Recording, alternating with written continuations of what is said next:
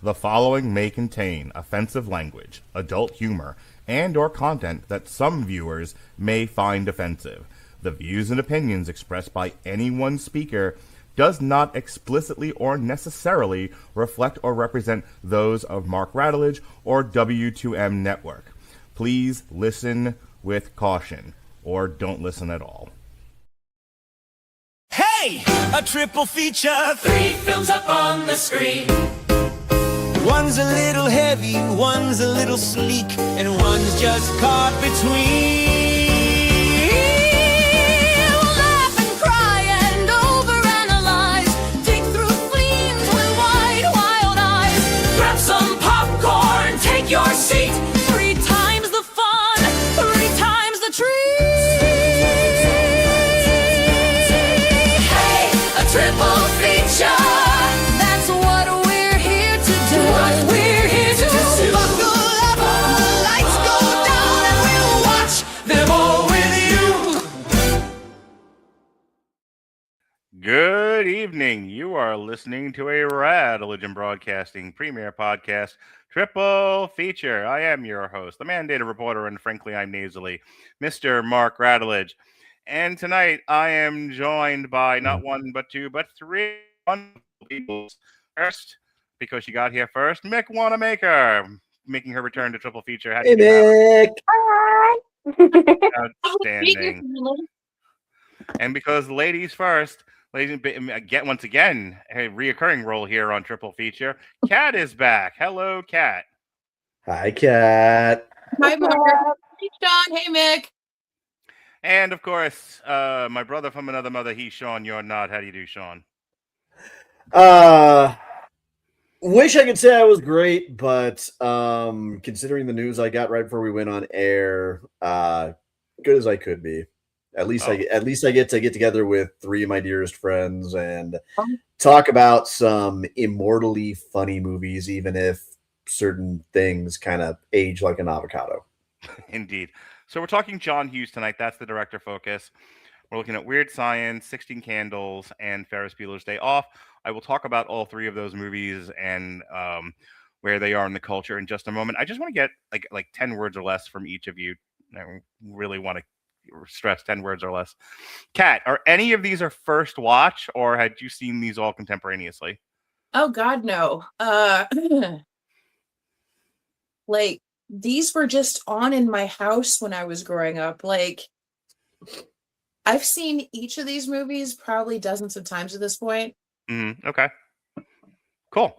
Mick, you actually asked to be on here. You were not part of the original Ledger. So what drew you, and again, 10 words or less? I think you and I talked before the show started. None of these are a first watch. So why specifically John Hughes in these 3 movies? Well, we didn't have a Metal Hammer Doom this month, so I wanted to do something. I will make myself present, motherfucker. Y'all will see my face at least once a month. But no, I just thought it'd be fun. I own the DVDs, so. Cool. Oh, very cool. Sean, any of these a first watch, or did you watch these contemporaneously?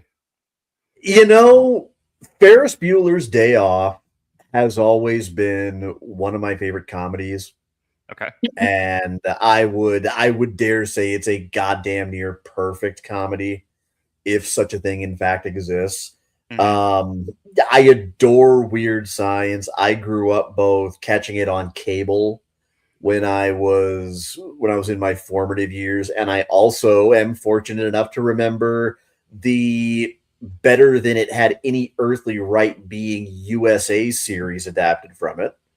The closest thing to a first watch was really 16 Candles, and that's just because that's the one that it had been the longest since I watched, and I think it was just kind of the one that I liked it well enough, but everyone else around me was absolutely gaga over it, and I just never quite jumped on that.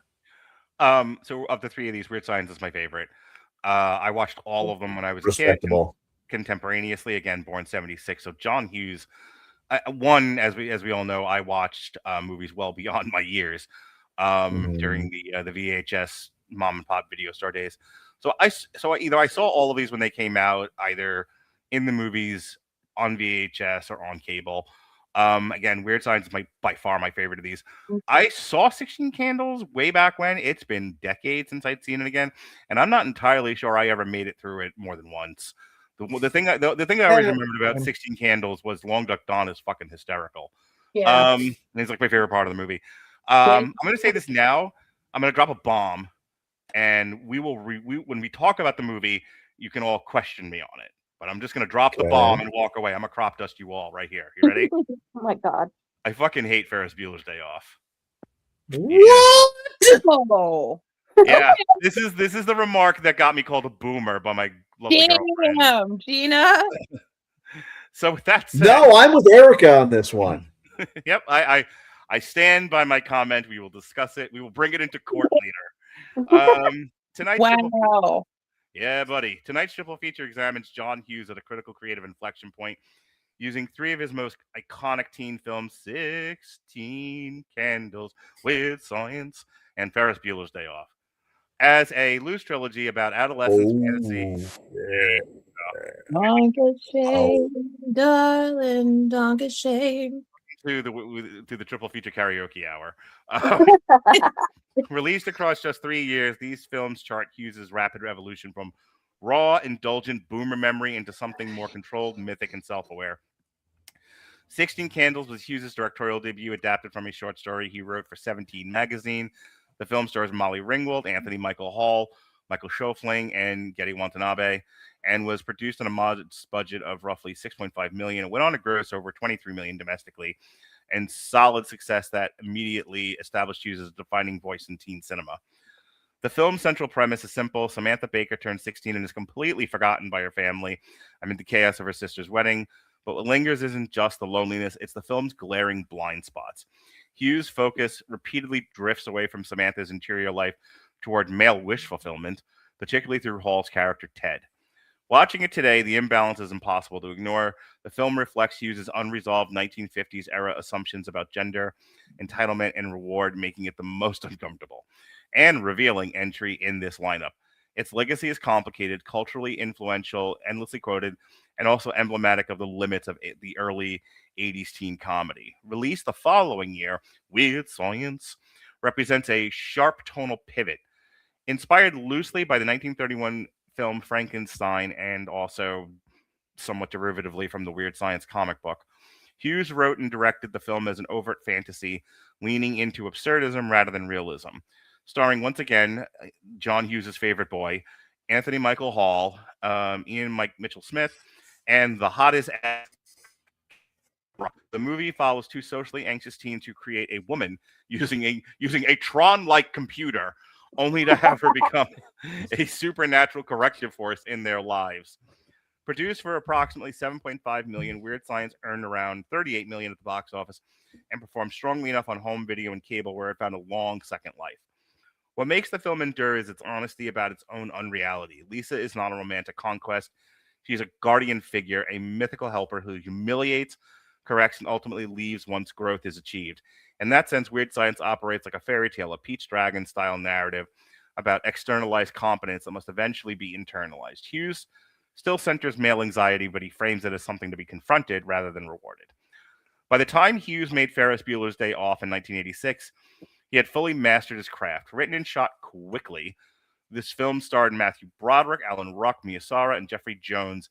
It was produced for roughly $5 million. It went on to gross $70 million worldwide, becoming Hughes' biggest hit and one of the defining teen films of the decade. Set across a single day in Chicago, the film abandons grievance entirely in favor of play. Ferris Bueller is not a character meant for identification so much as a catalytic force, an almost mythological trickster who bends reality without consequence. The real emotional arc belongs to Cameron Fry, whose quiet breakdown and decision to accept responsibility marks the film's true climax. Hughes' direction here is confident and restrained. He trusts silence, allows ambiguity, and no longer underlines every emotional beat. While Ferris himself remains a power fantasy, the film's maturity lies in its restraint and its willingness to let the audience choose where they see themselves. Taken together, these three films reveal Hughes' wrestling with the same question from different angles. How does a decent but anxious young person survive a world that feels indifferent, humiliating, or arbitrary? 16 Candles answers with endurance rewarded. Weird Science answers with intervention and correction. Ferris Bueller answers with escape, and with a recognition that escape alone isn't growth. Hughes' distrust of authority and boomer rigidity runs through all three, but his relationship to fantasy evolves. What begins as indulgence becomes scaffolding and finally becomes play. So this triple feature isn't just about nostalgia or 80s iconography. It's about watching a filmmaker grow up in real time, confronting his own blind spots, refining his voice, and slowly learning when to stop speaking and let the characters breathe. Whether you see Ferris as liberator, Lisa as guardian spirit, or Cameron as the emotional core Hughes was always circling, these films remain essential not because they're perfect, but because they're honest records of a cultural, psychological moment still echoing today. All right, let me start off with 16 Candles. And I'll go over to you first, Kat, then Nick, then Sean. So 16 Candles sees Molly Ringwald, as I said in my intro. It's her birthday. She's 16. I don't know if you knew that or not. And it's also her sister's wedding. And she is already dealing with social awkwardness and and self-hatred. She's doing the girl, the thing of like, I don't like my body. And then a little attention, a little validity, and she can't get any of it from the family because everyone's wrapped up in what's going on with the sister. She goes to school, and like, that's half the movie. The second half of the movie is Anthony Michael Hall trying to get in her pants, and then him and the guy that Molly Ringwald's hot for, like, wife swapping essentially. It's a weird freaking movie structurally, but that's enough from me. Let me hear from you. Tell me what you like about 16 Candles. Well, I mean, so as I've gotten older and have watched the movie, there are some problematic things that, like, they don't really. Stop if you want. We can't not talk about it. Okay, I'm going to address the elephant in the room. He's admonishing me because I scoffed. Kat, that was not remotely directed at. Was not remotely directed at you. Okay, you have the floor, Kat. Thank you. So we obviously cannot ignore the problematic element, mainly Michael Schofling's relationship with his girlfriend. Mm-hmm. And just kind of giving her to Farmer Ted as if she were property. I like that. I like that, even though she does seem happier, which is nice. But the kid's also 15. Mm-hmm. It makes me cringe a lot. Also, I hate the fact that, okay, this I take issue with because he is my favorite of the movie. Getty Watanabe as Long Duck Dong. You have to talk about it. What's happening? You can't not talk about it. Okay. By the way, thank God they got an Asian character. I mean, it could have. Oh yeah, yeah. Robert Downey Jr. with his eyes taped up or something. Like, at least they got an Asian actor, and at least it's somebody who is good. I love Watanabe. I love when he shows up and shit. He was great in that. Oh God, that movie with Michael Keaton with the cars. I don't. Oh, Gung Ho. You say that. I remember him for UHF. Oh yeah. You're so stupid. Hey, we need you to play a horrible Asian stereotype. Well, that's my bread and butter. That's what he was born to do. Like, it's not an Andy Rooney situation at Breakfast at Tiffany's, so that gets a pass, thank God. However, there are so many great elements in this movie that make up for it for me, including. Do you mind if I chime in with one thing? Just like on the margins, I don't think Joan Cusack has a line of dialogue, but she's such a great physical actress with like the headgear and the sweatshirt that has like the doily come up. Yeah, she's great. I didn't even realize that was Joan Cusack. God, I love her. Molly Ringwald's kind of, she epitomizes what it's like to be that age in this movie because it is embarrassing, frightening, isolating, and some of the best time that you will have in your life up to that point too. It's a lot. Mm-hmm. And she really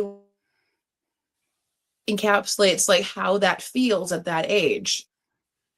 I love Michael Schofling. He's wonderful. He's so sweet. And as long as you ignore the whole wife swapping thing. wife shopping.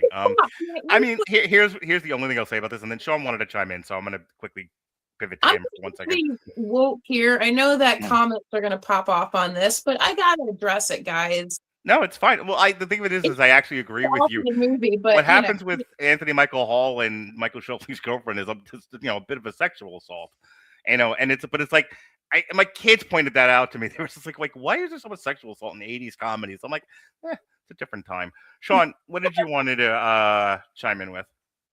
Oh, this is going to be super brief, and it's kind of germane to something that I'll elaborate on when my actual proper term comes up. But I wanted to kind of sing Gede Watanabe's praises a little bit, because there's something that I believe, especially after watching just this most recent viewing for the podcast, that I believe he and Pat Morita have in common.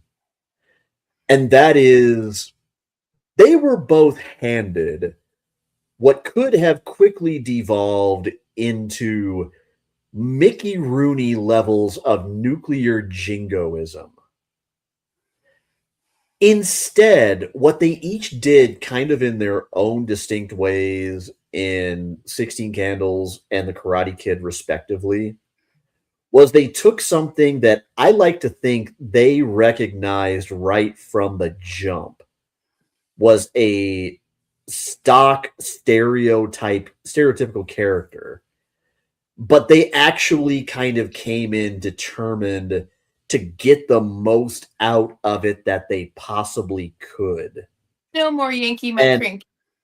Yeah, and to kind of, again, in their own respective distinct ways, to kind of allow it to really just kind of transcend the low-hanging fruit. And right. I think that's why they're deservedly remembered so very fondly. Let me go shift over to Mick. That was good, Sean. Let me shift over to Mick here. Mick, if there's more that you have to say, I'll come back around to you, Kat. Mick, what did you think of 16 Candles? I mean, I do like the movie as just a overview. I was also going to talk about the woke stuff because I watched these movies with my mom last night. Well, we watched Weird Science and then 16 Candles, and we're like, we didn't realize how problematic this was. Mm-hmm. Because Jake Ryan. Alexa, stop. Jake Ryan. Jake Ryan. He's like the perfect pretty boy and whatnot. But I love Molly Ringwald. Mm-hmm. And there was a couple things, like the age thing as well, where his friend was like, I don't think about her. Why do you ask? And he was like, well, she's a sophomore. And he's like, I don't care. Yeah. He's like, okay. Please care. For the love of God, care. Just a little. It's not like he's 26. He's 17 or 18. Yeah, I know. I get that. Watching it as an adult is weird on its own. Yes, it is. But either way, it's just like one of those sit down feel good movies, and I feel like that goes for all three of these. Yeah. Mm-hmm. So for 16 Candles, and you get the heartwarming ending. I will say how she's getting her period at the end, her sister. I literally got my period an hour after finishing the movie.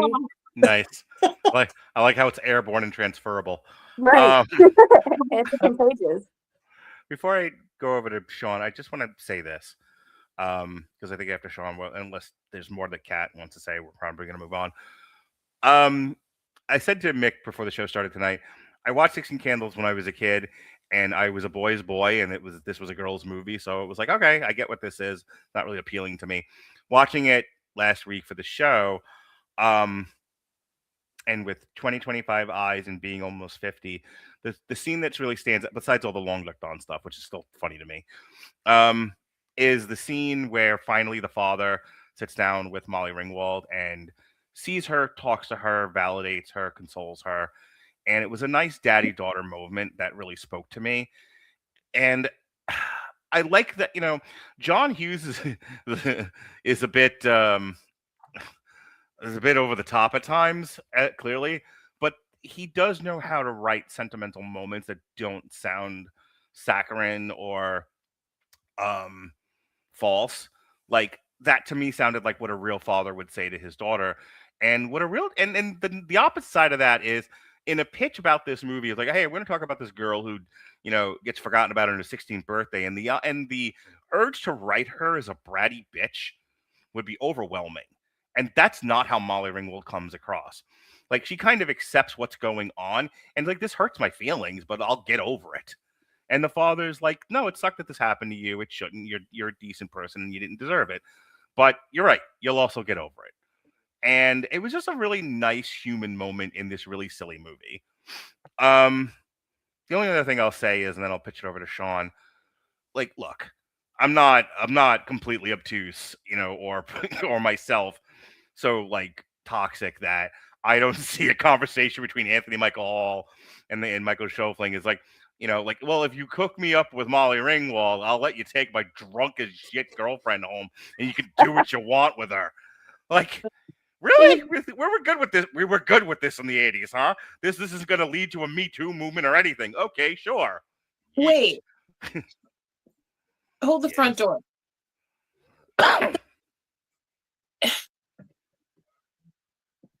Now I'm not even sure if like they did anything together. She says that when they wake up the next day, he doesn't remember anything. She does, and she intimates that they did. Okay. And because then he goes, "Did I enjoy it?" And she's like, "Eh."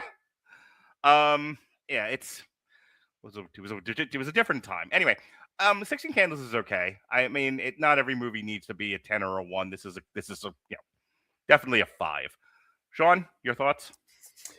So I'm going to try to be as nuanced as I can here.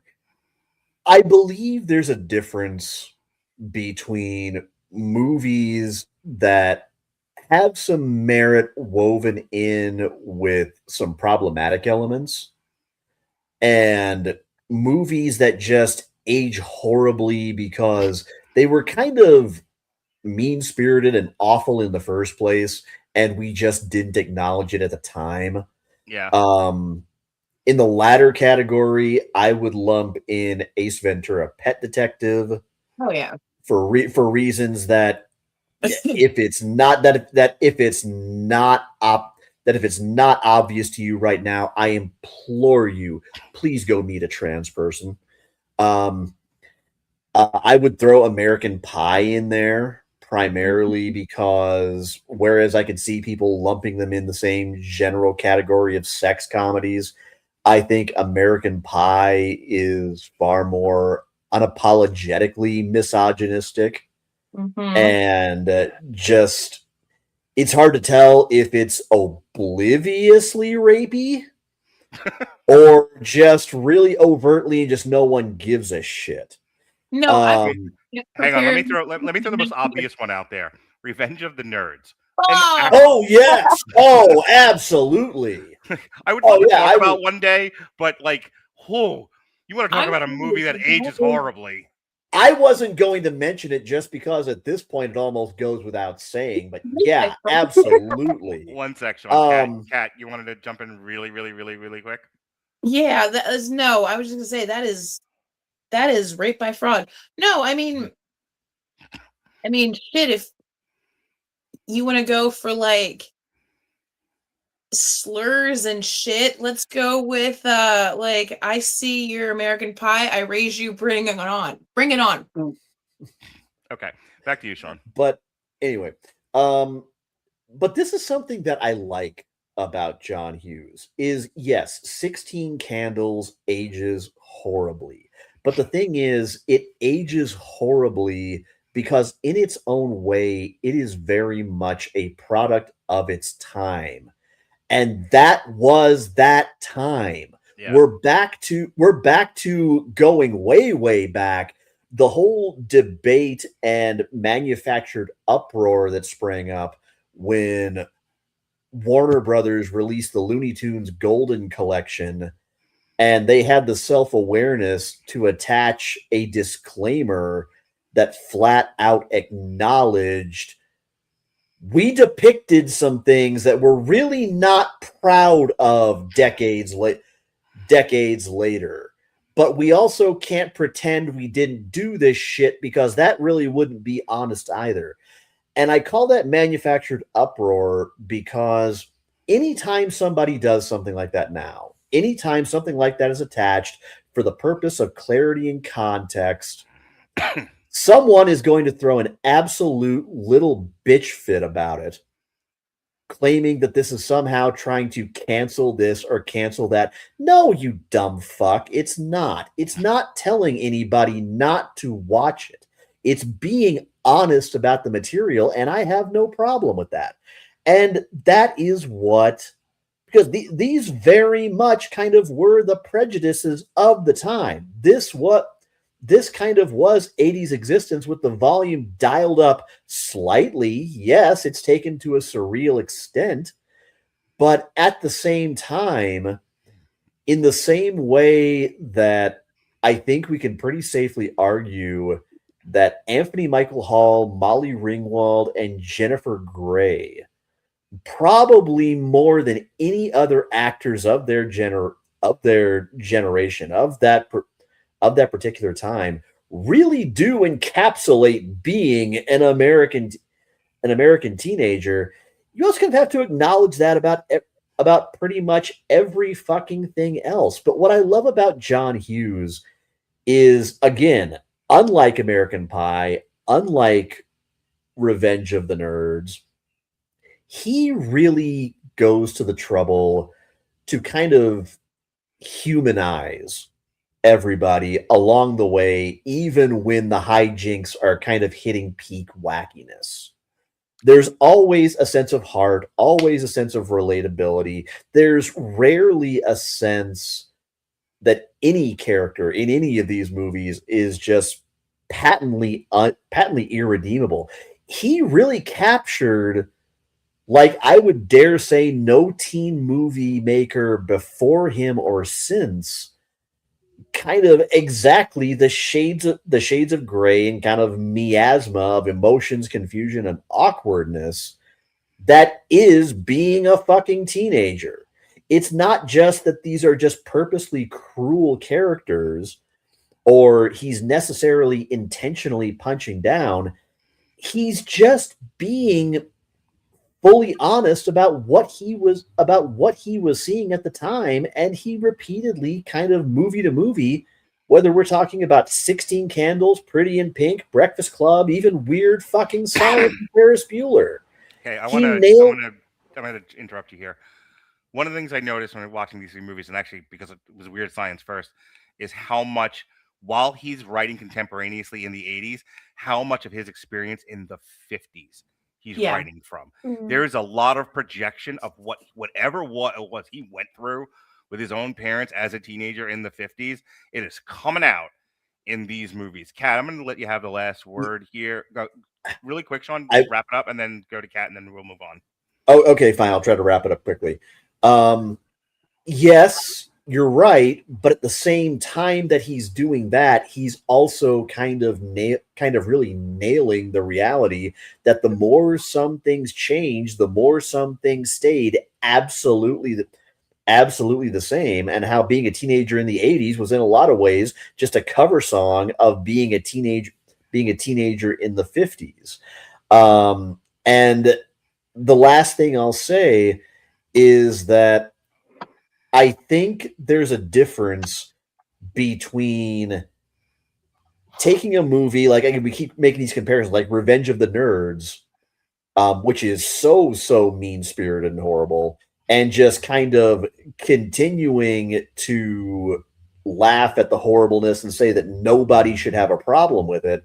And acknowledging that you can still find something funny and you can still appreciate the better points of it, while still also being very honest with yourself and anybody you talk about it with, especially any marginalized groups that are being depicted poorly, by also saying, yes, I laughed at it, but yes, I'm also fully aware that this was not ideal, and this is basically the blazing saddles of teen comedies, and you couldn't make it today because, to be perfectly honest, no, you really probably shouldn't be fucking making 16 Candles, Revenge of the Nerds, or American Pie today, because we now kind of know better. So, quick thing, he was born in 1950, so everything I just said but the 60s. Kat, 50 Okay, words or fair. less, anything else that you wanted to add to this? And then we're moving on to Ferris Bueller's Day Off. Sure. I mean, honestly, like you can see where this fits on the timeline of John Hughes, and he is a director, and I bring this up a lot, but he's someone who loves his characters. Oh, yeah. You can tell. Yep. It's And obvious. Yeah, so you can see the evolution, and this is like the first step. But that's it. I'm done. Let's move on. Cool. All right, Ferris Bueller's Day Off, Mick. I'm going to start with you first. I said I hate this movie for the most part. There are parts of it that I do like. There are parts of it that are genuinely heart-wrenching and speak to me. And I kind of forgive the movie for everything else it does for this reason. Specifically, what I'm talking about is everything involving the Ferrari and Cameron's and Cameron's eventual like epiphany that I do not want to live my life in fear, because as Sean knows, you either get busy living or you get busy dying. And he comes to the realization that he can no longer live in fear of his father, and as he's doing so, metaphorically, he's physically kicking this car, and eventually he kicks it into the ravine. And it's great, and it's the only part of the movie that I like, because to me, it's the end of the movie. Everything else that happens after that is fucking epilogue. It is fair, but because it's not called Cameron figures shit out. It's called Ferris Bueller's Day Off. So we can't end with Cameron kicking the fucking car into the ravine. We have to end with Ferris Bueller beating his arch enemy, his Skeletor, that was He-Man, Jeffrey Jones, the principal, Rooney. So he has got to do. I am mildly amused by this. He has got to run, and as he sees all of his enemies, chasing him, he sees his sister. She's Jennifer Grey is hilarious in this. He sees his sister. He sees Rooney. He sees all this shit that's happening. He stops to talk to a pretty girl because that's what you do when you're running for your life. And he runs home, and he gets there, and the sister covers for him, and he gets into bed, and he fools his idiot parents. And we have to have this. I'm not disagreeing with the structure of it, but it's epilogue. The end of the movie, the character who had to go on the journey, the character who had to go on the arc of self-discovery is Cameron. And when Cameron kicks the car, it's his story. Yeah, and it is not Ferris's story. It is Cameron's story. It is as much Cameron's story as Pete is in Pete's Dragon. It's not Elliot's fucking story, but Elliot's the selling point. We come to see the big green dragon that turns invisible. No one came to see the dirty trailer trash boy. But that's his fucking story. That's Pete's story. Same thing with Cameron. So I just wanted to throw that out there as a way to kick off the conversation. That is what redeems this entire movie for me. Yeah. Now, it's one of your favorites, you said, and the one that you wanted to talk about before Weird Science. So, Mick, your thoughts on Ferris Bueller's Day Off, or anything that I've said so far? So it was. I don't want to fully agree with you that it's. I think it's the worst of the three. Mm-hmm. Because I feel like I've watched it so many times, either on cable or whatever. Because out of the three, they play that the most. Mm-hmm. That I didn't even have to rewatch it. I was like, it happened. It's a movie. It's good, and it's very quotable. I find myself either like eminently quotable. Even the noises, the songs. Oh yeah. Oh, Bo. Yeah. My favorite is when he, like the whole montage of him trying to get like home. That's the best piece of music in the movie, Bowman. 110% agree with you. It all Yes. it Yes. also makes me soften my position on the movie. Go ahead, Nick. But yeah, and all the characters are great and well written, and Ferris is just a chaos legend. Well, I feel like I've always related to Cameron. So, like what you were saying about how it was basically Cameron's story, Mhm. like as Cameron lived in Egypt land, he has more development than anyone else. Although I Mhm. would argue that even the girlfriend, I forgot her name right now. Sloan. Yeah, Sloan. She kind of has an arc of her own. Block Just my a name. little bit. It's not very complicated, but she's realizing that, you know, they're going to be out of school, so they need to think about their future. And they could have fun now, but she's going to have Ferris forever. Yeah, the sands of time are running out on her. You good for me to move on to Kat, Nick? Yeah, I'm good. Okay. That's all I have Kat. to say. Oh, wait, one more Oh, thing. yes. The cuts or the end credit scene always made me laugh. Oh, Oh, Why yeah. are you still here? Get out of here. The movie's over. Kat, I'm gonna narrow my question for you in the Okay. following way. Now you can say whatever you want, but I want to address you specifically with this one thing. As I think about Ferris Bueller's Day Off, the thing I don't like about it is the way it interrogates adulthood. It sneers at it. It I don't like. And I was reading about this right before the show started, so it's fresh in my mind. The way it portrays adults. You know, we all laugh at the teacher, we laugh at Rooney, but all the adults in this movie are terrible and incompetent. And like a thing you should actively avoid, which yeah, hurts me. they're all idiots and hard asses. I don't get it. It's very much the Nickelodeonization of adults. Yeah, that's yeah. brilliant, actually, Sean. That's a great way to put it. I don't like that. I think being an adult, being mature, aging, growing, evolving is an ascendant goal. And I'm bothered by it because so much of present day culture, especially here in America, seems to be running away from it as fast as possible to the detriment of everybody. So I think that's partly why I judge this movie so harshly, and then my girlfriend screams boomer at me, is Yeah, because well, like it's kind of boomer everything this movie is talking about is everything I fucking hate. Your thoughts? Okay. So, yeah, I mean, pretty much every adult in this movie are are either idiots, assholes, or both. There are a few idiotic assholes in this movie.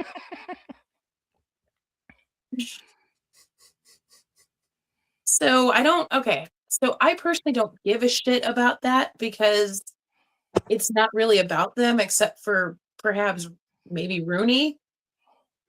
Because his parents are in it for all of 3 minutes of screen time each. Yeah. I think I think the host at the restaurant they go to gets more screen time. Can I just say John Hughes achieves the absolutely monumental feat of actually casting an actual pedophile and not making him come across as a completely 100% detestable human being. Okay, so in what universe, in what world, in whatever, in what school district would a head principal, like, first of all, even know that you are absent, like, in real time, but B, chase after you? In what world? Again, it's the surrealism. Yeah. My high school had 15 students. I don't, like, who gives a shit? Oh, darn, we're going to have to hold him back. Not my problem, his problem. Moving on. I mean, He's such a righteous dude. yeah, okay. All right. Edie McClurg is the only good adult in the entire movie. She's amazing. It's a look. I'm just going to say this. I'm going to let you continue. Gregory Jones's motivation for this is if Jeffrey Jones, sorry. If he lets Ferris Bueller get away with murder, he is an airborne virus that will infect the entire school, and I will lose control of everything. That's his entire motivation. That's why he acts like a lunatic. It's not believable, but that's why. Go ahead. No, yeah, like nobody cares, Rooney. Go home. And also, Go home, Rooney. You're drunk. exactly. When I found out that Jeffrey Jones was a PDF file, I was like, yeah, that makes sense. PDF file. I love that. That is the TikTok appropriate name, yes. I'm just trying. Hey, I'm trying to get monetized, okay? Wonderful. But like, it's always the people that you medium suspect. I will say, at least in this movie, no. I'm going to say that across these 3 movies, this probably has the best acting in it. At least coming from, well, shit. Matthew Broderick is fantastic in it. Alan Ruck is fantastic in it. Mia Sara is Mia Sara is wonderful. And I buy the fact that Matthew and Mia are a couple, even though at the time, Matthew Broderick and Jennifer Grey were actually dating at the time that they made this movie. Were they really? Yeah. Huh. Oh Yeah. god. Oh god. So we had a little Dexter and Deb going on there. Oh, well, like 25 years before that shit happened. Everybody strap in.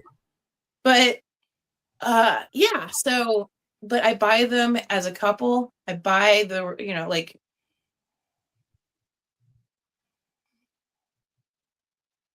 the relationship between the 3 of them is the heart of this movie.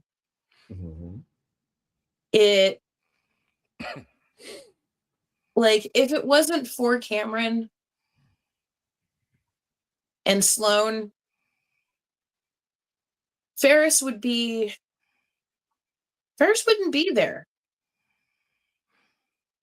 Like, he's a trickster god, He is Loki. Yeah. Human, if that makes sense. Yeah, makes perfect sense.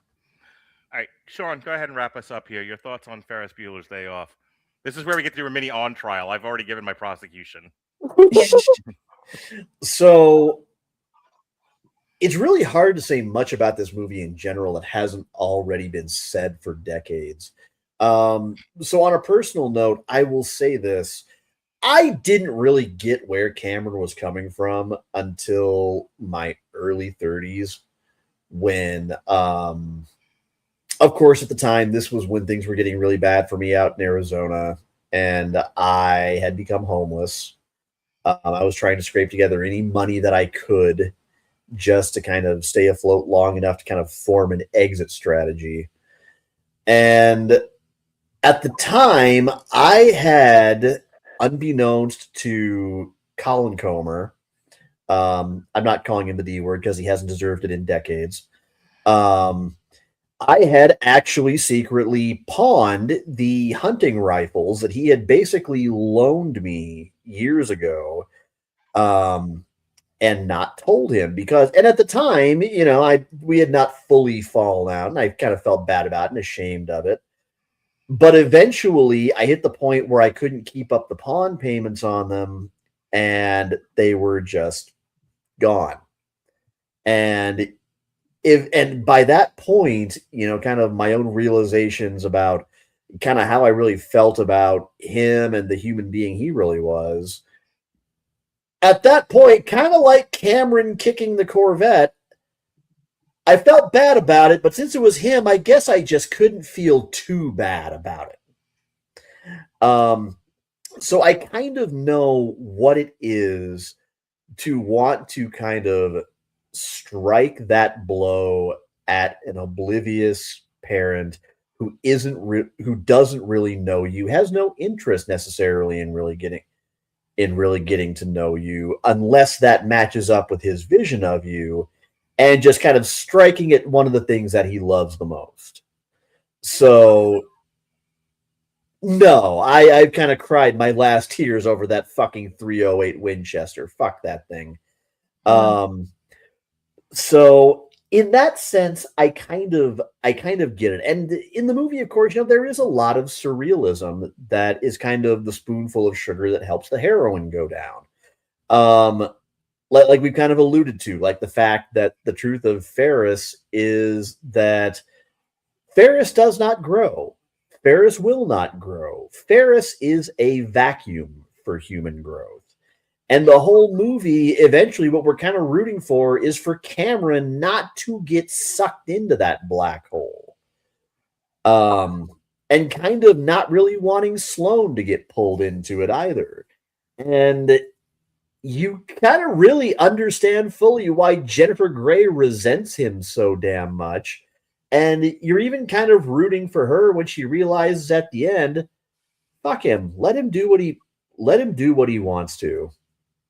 Don't take it as a personal affront that he's playing Russian roulette right now. Right. Like go ahead. Oh, I was just gonna say, like, her sitting in the police. The scene with Charlie Sheen. Yeah, That is brilliant. Oh my god! Like I said, I hate the movie in general, but there's parts of it that are brilliant. I love that. Yeah, I love that part. And so according to him, he was up all night, just up awake all night, so that he could achieve that look and that sound in his voice. Because he looks like I buy that. Yeah. But I do kind of love how he just very plainly puts it into perspective. Why do you care? Yeah. Yeah. Quit paying attention. I've said that as a therapist to people. Why do you care? Let it go. Let it go. Because guess what? You got a car, he got a computer, so also, is she younger? Yes. Or are they twins? The reason why I asked that is because why is the younger one getting a car? Because he's supposed to be a senior in high school. Was she younger? I don't know. I'm looking right now, just as his sister, but if I find other information, I will let you know. She gives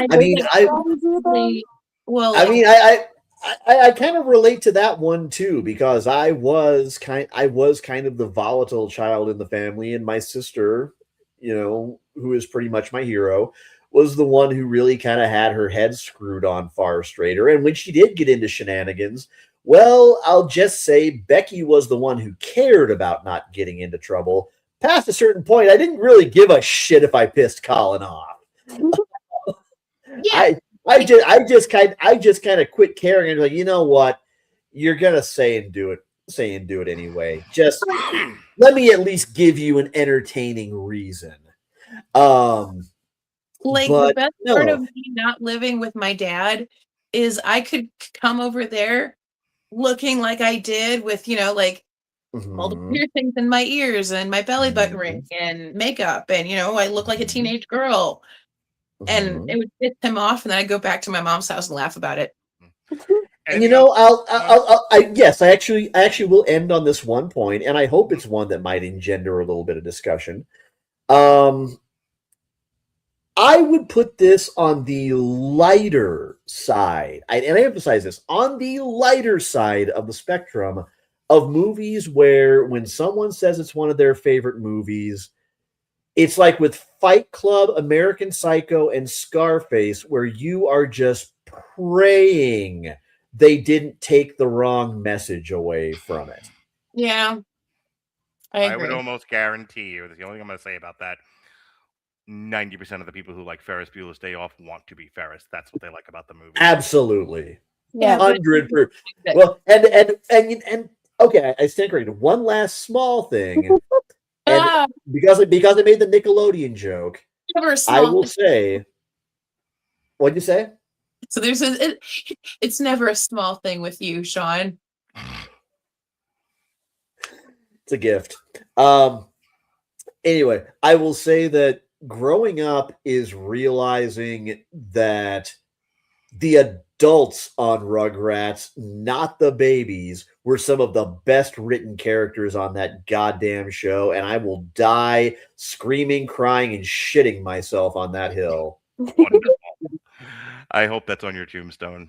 Ugh. Here lies Sean Comer, beloved friend and partner. He died shitting himself on that hill. All right. Yeah, died shitting himself on the hill that Stu Pickles knew what the fuck was up. Damn. All righty. Let's get to our last movie, and by far my favorite, as I said Mine before. too. Mick said this was your favorite. Yep. I fucking love Weird Science. My kids were traumatized by it, and I say they're all better off for it. Traumatized? Oh, what, by Chet? A lot of things. I'm not going to get all the way into it, but the premise of Weird Science is basically How great! like I said, it also the best seems. Sorry, guys. This also has the best theme song in this. Oh, by far. Oh, It's going in my head right now. I'd get up and dance to it. All right, real quick. So we have these two kids. They're socially awkward. They're being bullied by Robert Downey Jr. pre-cocaine and Iron Man, and his tall friend. And they want to talk to girls. They want to meet girls, but they don't know how. They have no mentorship. And so they get the brilliant idea of using Wyatt's computer to perform magic. And they're going to Frankenstein a doll to life. And the brilliant thing about Weird Science is this could have easily been, we're going to make a sexy doll so that we have a love slave. And they don't do that. They very clearly said in the movie, we don't know how to talk to girls. Let's make a girl so that we can learn.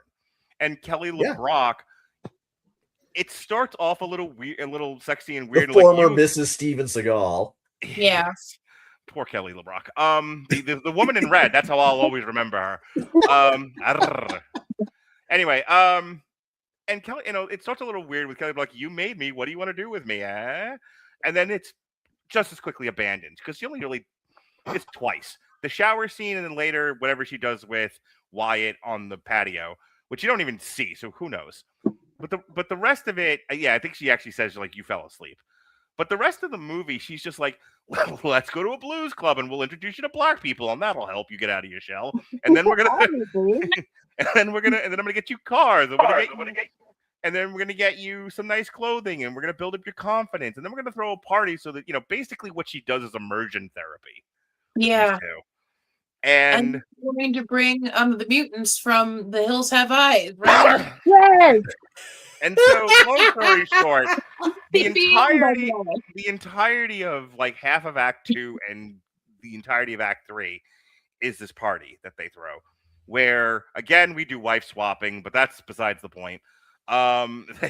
They don't learn the lesson immediately. They think what makes them good is their ability to bring inanimate objects back to life, and instead, and I love this line it was so Thanos.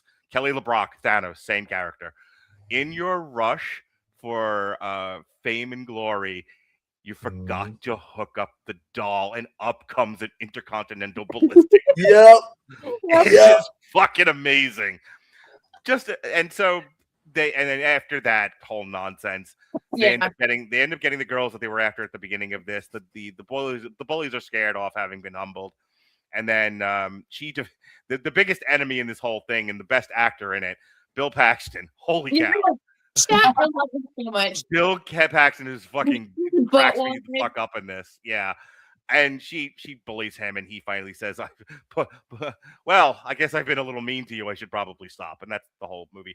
I just want to say this, and then I'll go over to Mick.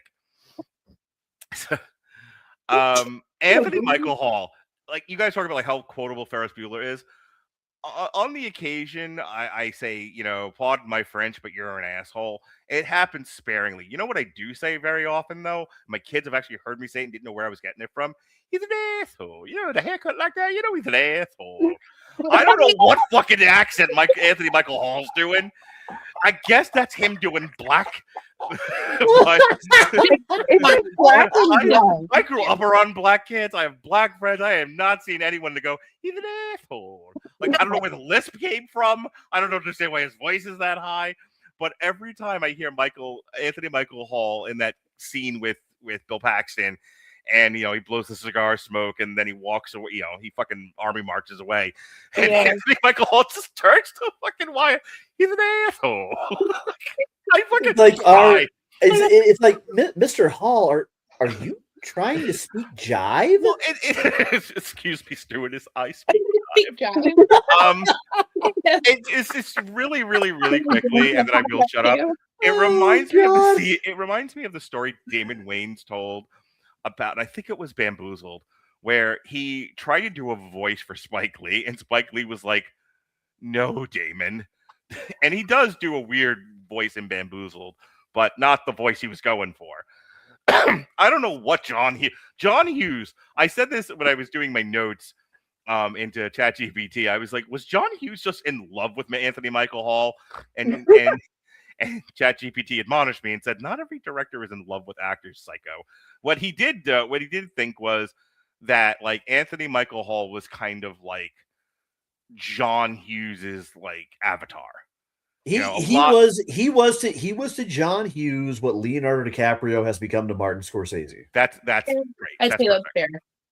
So, although I mean, that's the only actor that he used multiple times. I mean, he did the same thing with Molly Ringwald. True. Yeah. Yeah, they were. My point with bringing that up was hang on. My point with bringing that up before this gets lost is what possessed John Hughes to let Anthony Michael Hall do that accent, other than you are the most special boy I know, and everything you do is wonderful. And that's my only explanation for it. Other than it cracked me the fuck up. Because he had just gone to a blues club, so he earned his card. His black card, yeah. Perfect. His black non-black card. Speaking of black non-black, Mick, what did you think of Weird Science? Why is it your favorite movie? I mean, he was also hammered at that point. Yeah, Yes, hammered drunk. Oh yeah, yeah. And I have often gotten hammered and go, I changed my voice and everything. Oh, it's fantastic. All right, take two. Mick, your thoughts. I mean, honestly, Lisa is by far the best thing of the film. She is the main thing of the film. I love her so much. Ever since I first watched Weird Science, I had a huge crush on her. I wouldn't say it was my sexual awakening because it wasn't like the first thing I've ever seen, but she's up there. Would be relatable if it was. Yeah. I wanted to both be her and do her. Yes. Same. Sean and I talked about this at vascular length, when we discussed The Woman in Red. Oh my God. Anyway, your thought. Continue your thoughts, Mick. I had a thought. Why is it your favorite of the three? I like how chaotic it is. I like how it seems disorganized, but the story that goes on is definitely like you could see the growth throughout them, and they're freaking out because they're like, why are these things happening? But like when they're standing off with that gang, the Hills Have Eyes gang, you can really tell that was the time it snapped. That's when they figured it out. Yeah. They want to save the girl. They want to kiss the girls. But I also thought it was funny that the two popular girls who were dating the bullies, the whole movie, they're like, should we break up with them? The most true. Boy, there was nothing truer in that film than that. Yeah. 90 minutes of should I break up with you? Yeah. Well, they're like, but then we won't be able to go to the parties. And I love that it's a joint decision. Yes. It was done in committee. They have to do it together. Like, even though at the end they were in separate rooms, you know they were talking about it beforehand. Of course. Last question, and then I'm going to move on to Kat. Do you think, as problematic as these movies are, and they all have issues, do you think Kelly LeBrock's character, Lisa, still works today? Because that was one of the objections my kids raised. That that character didn't age well. What are your thoughts? I think she would like.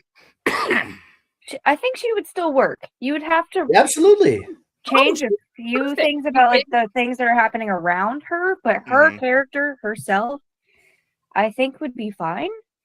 Yeah, you probably got to cut the shower scene. No, you don't. Why? No, 100% don't. No, you need the shower scene. All right, get 50 words or less. Why do we need the shower scene, Mick? Because it's hot. Fair. I accept that as an argument. I'm going to transition over to you, Kat. Kat, I'm going to transition over to you, Kat. First, address why are we saving the shower scene, and then go into your thoughts on the movie. Well, for purely selfish reasons, is because I want to look at it too. Also, you don't see anything. You don't even see side boob. Okay, you do see a little side boob. But why do I love this movie? This movie is great. And yeah, jumping off what Mick just said, it's off the rails. It's chaotic. It's based on one of the more absurd premises in his entire, well, maybe the most absurd premises of his entire filmography. It's a wholesome Frankenstein story. Yeah, it is a wholesome Frankenstein story. And let's not treat Lisa like a fuckbot. Please do not treat Lisa like a fuckbot. No. Because she's not. No, exactly. She is not a fuckbot. Yes, okay. Is she built for the male gaze? Yes. Is she built for the female gaze? Yeah. Is she also is she brilliant? Is she empathetic? Is she funny? Is she helpful? Hey, let me ask you a Yes question. and no. I want to, and it plays into what you're saying, and I want to feed you. I want to throw you a softball. Would you consider Lisa a feminist character? Yes. Yes. Okay. 100% yes. 100%. Because? Oh. Because? Yes. You have to defend your position now. Because she can do anything. That's because. Okay. Because the objection would be because she's sexy and all this other stuff that takes away from her femininity. You're playing into the male gaze as opposed to away from it. I'm of the opinion that one should dress how they want, regardless of how other people feel about it. One should dress how they want, regardless. Okay. Yeah, I mean, sure. I'm not offended by seeing Lisa in the teeniest gym short. No, it wasn't even a gym short. It was a gym thong thing. Yeah, that is how all gym teachers dressed back in my day. Yeah, mine too. Anyway. I mean, she's not only with the feminist thing, my because would be also not just she could look however she wants. It's also the fact that she doesn't care about, she's not fawning over the next person. She's just are we going to do something? And then she stands up for herself no matter what. And she stands up for the boys because the boys created her. Yeah. But that relationship is not necessarily in the way of well, they own me, so I must, She's not Jeannie from I Dream of Jeannie. No, it's literally just yeah, I'm with them. Any other thoughts, Kat, before we move on to Sean? Yeah, sure. Honestly, yeah, she's wish. She may be male wish fulfillment. On the other hand, I don't think she is. Hang on. Okay. It doesn't matter. She may be male wish fulfillment in terms of her. All right. Honestly, I mean, if there was Lisa who is going to be my best friend and help me out there, she's my wish fulfillment too. Sean, your thoughts on weird science? I've been sitting here the last few minutes, and I think I know how to phrase how I really feel about this movie. No, I don't think she is necessarily male wish fulfillment in the sense that's kind of implied. Okay. I think if anything, she is. Boys did not get what they wanted, but they absolutely 100% got what they needed. We asked if she was a feminist character, and I said 100% yes, and I feel that way for a reason, and it ties into the shower scene. We're not talking about American Pie and horny teenage boys interjecting themselves unbidden into Shannon Elizabeth's sexuality via webcam. We're talking about a scene where Lisa has no issues with showering with the boys if that's what they want. But at the same time, you also notice if you watch that scene, she's not forcing herself on them. She's not goading them necessarily into an uncomfortable state or a place where their boundaries are being violated. She's in control of her ownership of her body and her sexuality. And that is the state of things throughout the movie. She is never out of control of her sexuality. She embraces it. She never weaponizes it really towards any malicious ends. She might get a little mischievous here and there, but underneath all of that, undeniable affection and caring and pride in the boys, especially as she watches them finally in the climax of the movie step up as befits the moment and kind of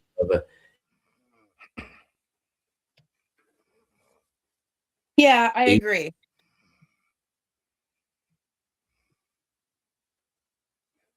and take some agency on their own, be their fuck. What you cut out? At the same time, Good timing. he's just some brainless fembot Whoa. blind, who's Sean- just blind Oh. catering to every whim. What was that? No, I could hear your voice, but you were frozen on your camera, or at least on your screen. It happens. Just unless Yes, you can't hear me at all. it happens. Anyway, at the same time, another thing that I think makes this movie so unique, especially among teen sex comedies, is I think that the characters of Gary and Wyatt, if you're going to compare them to anybody, and just stick with me here, they're almost Bill and Ted like. In the sense that you never really see them all out fighting with each other. You never really see them at any point with an aim to hurt anyone. They of Lisa in an untoward way. They really did create her just so they could get over their hangups. They wanted to do it, of course, in the most horny way possible. I mean, I'm not gonna piss on your heads and tell you it's raining in that sense. And I'll even say that that's something that they really carried over into the USA series, and that I enjoyed wholeheartedly about seeing Vanessa Angel's portrayal of Lisa versus Kelly LeBrock's. Neither one ever really goes full on sex pot, never really goes full on slut, full on vixen. None of that. Yes, their sexuality is on full display the entire time, no doubt about it. But at the same time, it's sexuality with humanity and a kind of heart, because at the end of the day, you can just kind of see it in Kelly's eyes as she's kind of addressing them, as she's kind of Mary Poppinsing off on her way. Yeah. Once her work there is done and the winds have changed. She was hot. That's a great analogy. She was hot Mary Poppins. Oh, she's it's very genuine that she kind of twisted the dials and pulled some strings to really kind of bring them into their own.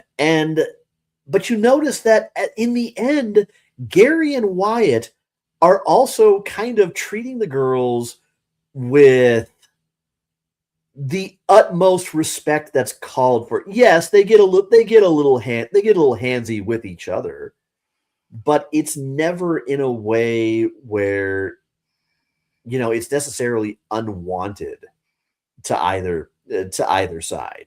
They're kind of leaning into their own sexuality, but they're also doing so with an understanding that these girls are human beings too.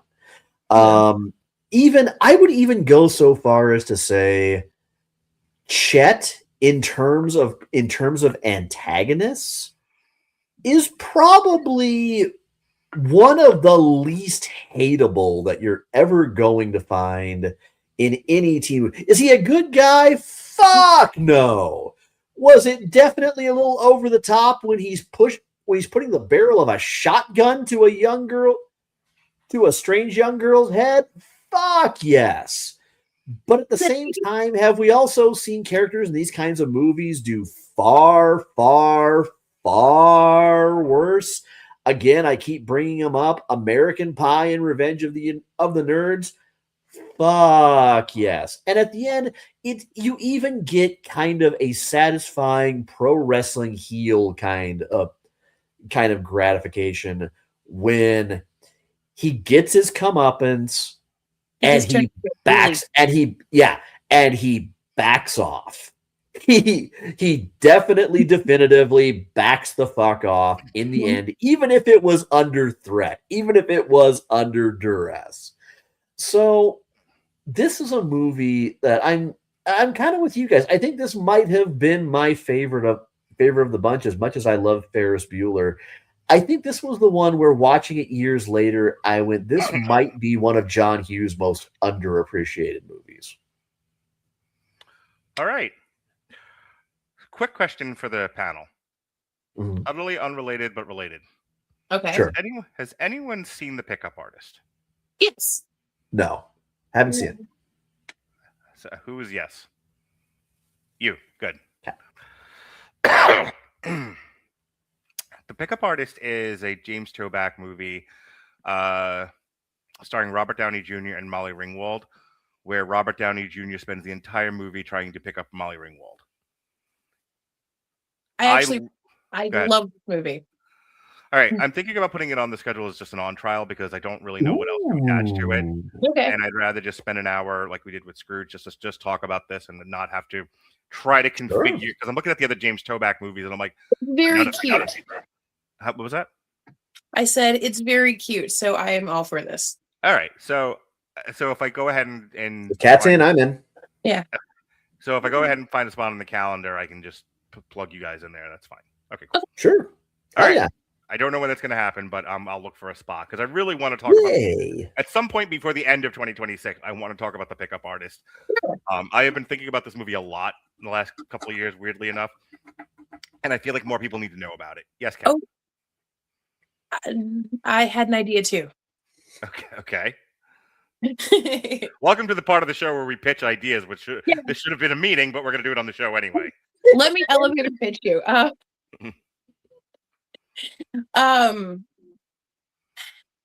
Can we do For Keeps on this too, like as an on trial? What is For Keeps? It is a Molly Ringwald movie with Randall Battenkoff. She plays so. Do we just want to do a Molly Ringwald actor focus? Sure. So we can do Molly Ring. So all right. So The Pickup Artist. This will be a weird one. For Keeps, and then we just need to figure out a third Molly Ringwald movie. Not that there aren't a bunch, and we can't do The Breakfast Club. I'm already using that for something else. No. You're pretty pink. So we got 16 Candles. Oh, Pretty in Pink. There you go. Done. All right. So Pretty in Pink, the Pickup Artist, and For Keeps. Yeah. Mm-hmm. All right. I'm in. Good. I'll throw it on the schedule. Who knew in the year of our Lord 2025 I would be doing a Molly Ringwald focus? Ooh, I have another question. Is it about Molly Ringwald? No, it's not. Okay. It's about a completely different movie, different genre, everything. Yeah, Have you ever reviewed the movie Blood In, Blood Out on the podcast? we have not. Nope. All right, I will. You and I will talk after. All All right. right. That is our review of our director focus on John Hughes and our reviews of 16 Candles, Ferris Bueller's Day Off, and the best movie ever. Show it to your children. It's a cultural icon. It's right up there with the Shawshank Redemption. Weird Science. All right. So this was an abbreviated week. It started out as Full Tilt, and then like shows were dropping like flies. On Sunday, let's get back to the beginning here. Whee! On Sunday, myself and Jesse looked at a couple of comic books. We reviewed Cobra Commander, Determined to Rule the World. Oof, easy for me to say. Darth Maul and Teenage Mutant Ninja Turtles Shredder in Hell. Also, that came out that day. Everyone support my AI slop. God damn it. Get on Spotify. Go look up the band Fra Diavolo. We just released an EP called Burn the Risotto, which is my loose tribute to the show The Bear. More importantly, it's a loose tribute to my reviews of the show The Bear. So that's Burn the Risotto. It's all kind of 80s Metallica style, Megadeth style thrash songs about our reviews of The Bear. Go to Spotify, check it out, support me, support my AI slop. The next day, myself, Alexis, and Robert reviewed Wake Up Dead Man, a Knives Out trilogy. Sunday. Myself and Jesse will be reviewing White House Plumbers, which was about the Watergate break-ins. It revolves around G. Gordon Liddy and Howard Hunt. Monday, Damn You Hollywood is a triple feature. We're going to be looking at Begonia, Maudie, Supreme, and Hamnet. Wednesday, myself, Jesse, and Gavin will be talking season 1 of Sports Night. And then a week from tonight, myself and Jason will be doing an on-trial for the Spike Lee joint Bamboozled. Another one on my list of movies I have been waiting forever to talk about. And did not make the Spike Lee focus from Black History Month a few years ago. So that's what I got going on. Kat, where can we find you and all of your social media and whatever else you're pushing? All right. Well, I go by my full name on the Book of Faces, Kathleen Benton Scott. I am also on Instagram as Kitty_Benton, BENTON. I've got a movie on Troma Now called Christmas Chaos. It is a horror mockumentary about a fake slasher franchise. I love it. You love it. Everybody else should too. It's on Troma Now. First month free, $4.99 each. Each subsequent month, you also get to see Romeo and Juliet for free too, or on the app. Working on a new movie and basically just vibing. Outstanding. Mick, tell us about your various social media adventures and artistic endeavors. So, onyxcat.create is going to be my Instagram, or just Mick Wanamaker, like my name, on Facebook. And then that's about it. I haven't had a lot of art stuff going on lately. Just more active on OF. But I was going to ask you, like, what's the story with OF these days? Are you doing stuff or no? I am currently active. Wait, so that one's a Siren Creates. Okay. Sure. I want to go to bed, man. I'm tired. Fair enough. Sean Comer, take me home, baby doll. All right. You can find me on Instagram and Threads at Comer Codex, COMERCODEX. I am currently in the process of kind of reworking and relaunching my Twitch channel, twitch.tv/Comer Codex. You can find me on FetLife at Mr. Crackhorn, MrCrackHorn. It's an obscure Resident Evil reference. OnlyFans coming sometime later this year, hopefully, if I can get that worked out. But for the time being, that's where you can find me. Alrighty. Well, thanks everyone for great conversation tonight.